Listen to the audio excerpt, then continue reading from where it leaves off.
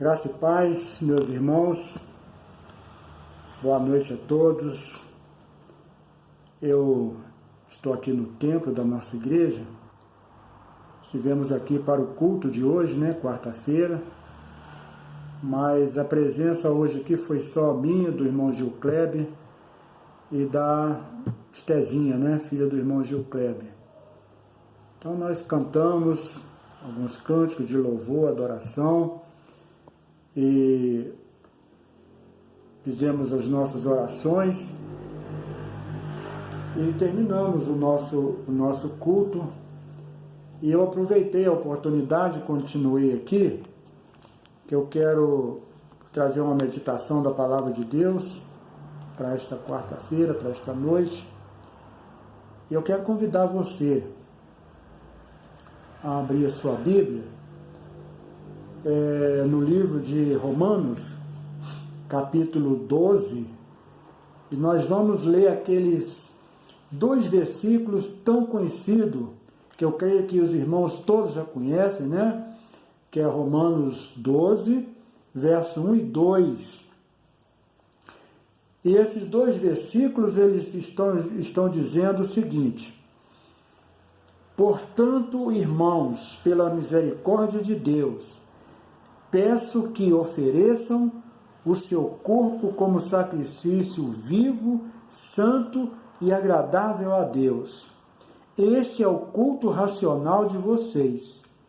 E não vivam conforme os padrões deste mundo, mas deixem que Deus os transforme pela renovação da mente, para que possam experimentar qual é a boa, agradável e perfeita vontade de Deus. Vamos orar. Amado Deus, nós te louvamos e agradecemos ao Senhor por este momento, ó Deus, de leitura da Tua Palavra, de meditação da Tua Palavra. E eu rogo ao Senhor, em nome de Jesus, ó Pai, que visite neste momento cada membro deste corpo, cada membro desta igreja local. Que o Senhor possa visitar cada um, ó Pai, neste momento, está abençoando, está falando ao coração de cada um. Obrigado, nós oramos e agradecemos ao Senhor em nome do Senhor Jesus. Amém. Irmãos, quando eu leio esse texto, eu vejo aqui que Deus tem um plano para nós. Sempre teve. Deus tem planos para nós. Quando nós vemos esse texto de Romanos, quando Paulo escreve aos Romanos, nós vimos a preocupação de Paulo com a nova vida dos cristãos romanos. E esta é a preocupação hoje. Todos nós, servos de Deus, todos nós cristãos, temos que ter esta preocupação com a nova vida que nós levamos. Deus nos chamou para uma nova vida e Ele tem planos para essa nova vida que nós levamos. Portanto, nós precisamos estar atento a isso. De acordo com a lei do Antigo Testamento, ao sacrificar um animal, o sacerdote deveria matar o animal, cortar o animal em pedaços e colocar sobre o altar. Essa era a forma de se fazer expiação pelo pecado do povo. Toda vez que era necessário fazer expiação pelo pecado do povo, esse era o procedimento. O sacerdote, sacrificava o animal, depois cortava o animal em pedaços e colocava sobre o altar para agir da forma como a lei mandava, como a lei de Deus mandava. O sacrifício era importante? Sim. Naquela época, o sacrifício de animal era importante para a expiação do pecado do povo de Deus. Mas mesmo sendo importante, mesmo assim, no Antigo Testamento, mesmo devido à importância, mesmo diante da importância do sacrifício, Deus deixa claro que a obediência do coração é muito melhor. Quando nós lemos 1 Samuel, capítulo 15, verso 22, lá está escrito que a obediência é melhor do que o sacrifício, e a submissão é melhor do que a gordura de carneiros. Olha bem, melhor do que o sacrifício é a obediência. Quando nós lemos em Amós, capítulo 5, verso 21 a 24, está escrito: mesmo que vocês me tragam holocaustos e ofertas de cereais, isto não me agradará. Mesmo que me tragam as melhores ofertas de comunhão, não darei a menor atenção a elas. E o verso 23 diz: afastem de mim o som das suas canções e a música das suas liras. E o verso 24 diz assim: em vez disso, corra a retidão como um rio, a justiça como um ribeiro perene. Então nós percebemos aqui que a obediência do coração é melhor do que o sacrifício. Então, nesse texto que nós lemos aqui, eu quero pensar com os irmãos em alguns pontos importantes aqui, algumas questões importantes. A primeira questão importante é a seguinte: qual o desejo de Deus?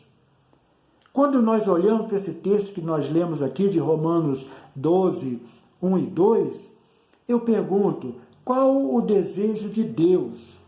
E eu respondo que o desejo de Deus é que nos ofereçamos a Ele como sacrifício vivo, como está no verso 1. Sacrifício vivo significa consagrar nosso corpo a serviço do Senhor.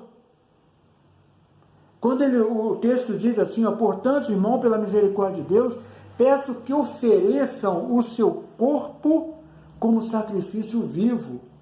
Oferecer o corpo como sacrifício vivo é eu consagrar o meu corpo a serviço de Deus. É eu dizer: Senhor, este corpo eu consagro a serviço do Senhor. E isto em resposta a tudo que Ele fez por nós. Em resposta à gratidão que temos pela nossa salvação.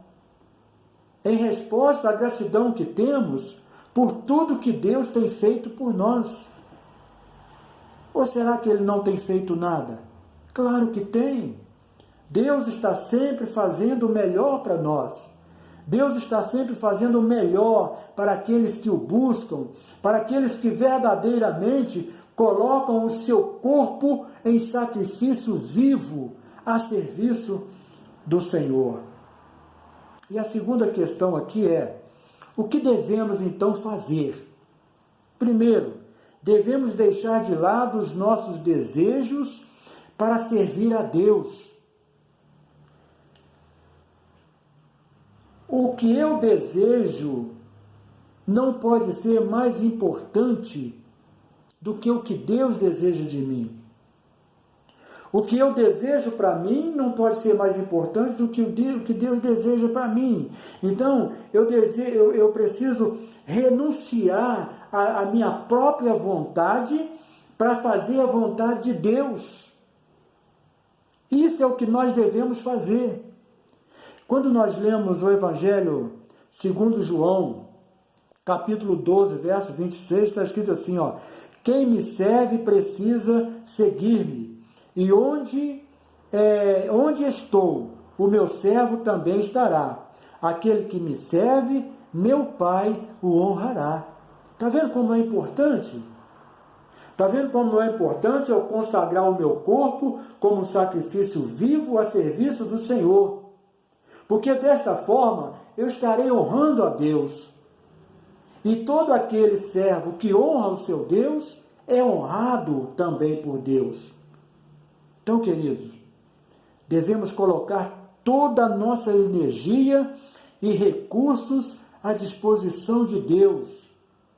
Quando eu ofereço o meu corpo como sacrifício vivo, significa que eu vou estar colocando toda a minha energia, todo o meu esforço a serviço de Deus ou à disposição de Deus, para que Deus possa ser glorificado através da minha vida. Outra coisa, quando eu faço assim, eu estarei demonstrando a minha gratidão pelo perdão recebido dos meus pecados. Quando eu me coloco à disposição de Deus, eu estou demonstrando gratidão pela minha salvação, estou demonstrando gratidão pelo que Deus fez por mim, pelo que Deus faz por mim e que ainda vai fazer por mim. E uma das grandes coisas que Deus fez por mim e fez por cada um de vocês, servos de Deus, é ter nos dado o perdão dos nossos pecados e a nossa salvação eterna através de Cristo Jesus. Isaías 43, verso 25, diz assim: sou eu mesmo, aquele que apaga suas transgressões por amor de mim e que não se lembra mais dos seus pecados. Deus perdoa os nossos pecados, apaga as nossas transgressões através de Cristo Jesus e não se lembra mais. E a terceira e última questão aqui, para meditarmos nesta noite, é: quais são os planos de Deus para os seus filhos? Seus filhos somos nós, os salvos por Jesus Cristo. Agora, quais são os planos de Deus para nós? Primeiro, o plano de Deus para nós são bons, são agradáveis e perfeitos. Verso 2 do texto que nós lemos. Para que sejam capazes de experimentar a boa, agradável e perfeita vontade de Deus. Esse é o plano de Deus para nós. O plano de Deus é que nós sejamos capazes, capacitados, né? Quando nós oferecemos o nosso corpo como sacrifício vivo, nós estaremos à disposição de Deus, então nós seremos capacitados para experimentar a boa, agradável e perfeita vontade de Deus. Olha o que está escrito em Jeremias 29, 11, como plano de Deus para nós. Porque sou eu que conheço os planos que tenho para vocês. Diz o Senhor, planos de fazê-los prosperar e não de causar dano. Planos de dar a vocês esperança e um futuro. Olha o plano de Deus para nós. O plano que Deus tem para nós é prosperidade, é um futuro melhor. É um dia poder passar a eternidade com Cristo, passar a eternidade com Ele nos céus. Querido, Deus quer que sejamos pessoas renovadas. Verso 2 está dizendo, Deus quer que nós sejamos pessoas renovadas. Está escrito, não se moldem ao padrão deste mundo, mas transformem-se pela renovação da sua mente. Ou seja, com toda alegria, devemos nos oferecer como sacrifício vivo a serviço do Senhor. Com toda alegria, devemos ter uma vida renovada.